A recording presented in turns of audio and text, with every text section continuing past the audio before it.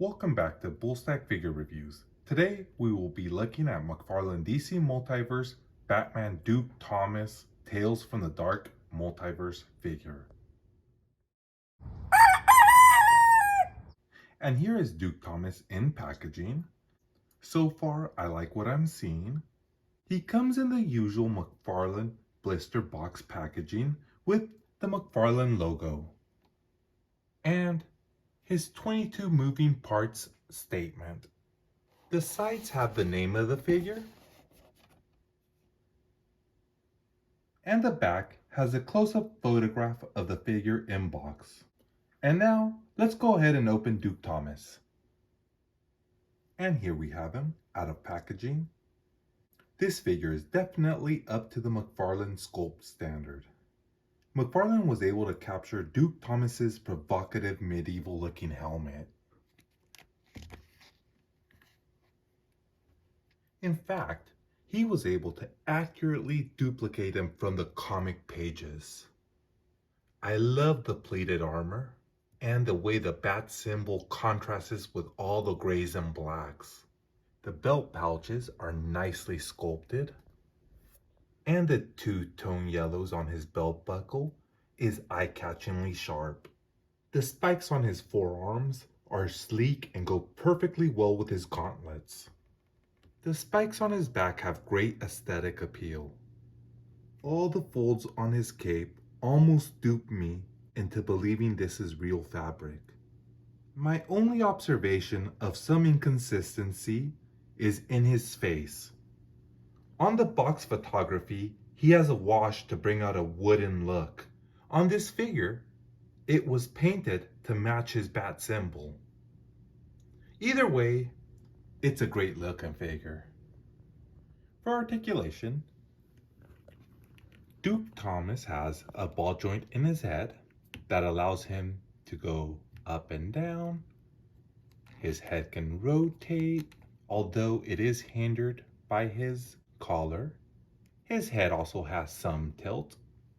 His shoulders are also on a ball joint that allow them to go in and out, and they can rotate, but they're definitely hindered by the cape. He does possess a bicep cut,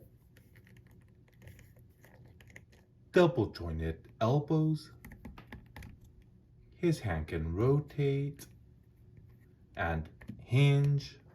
For his upper torso, he probably does have two ball joints, although this is pretty stiff plastic and I can't tell for sure. But his waist can go back and forth and tilt side to side. His legs can go up and down, in and out. His hips have some swivel, no thigh cut. His knees are double hinged. His foot can go up and down, and it can rotate, and he has toe hinge. Duke Thomas here stands at about 7.5 inches from boot to head, and about 8.5 if you are measuring from boot to horns. He fits in great with other 7-inch figures. Here he is next to McFarlane Red Sun Superman and McFarlane Ninja Spawn. And here he is next to Marvel Select Red Hulk. He may be a tad too big for 6-inch action figures. Here he is next to Marvel Legends Carnage.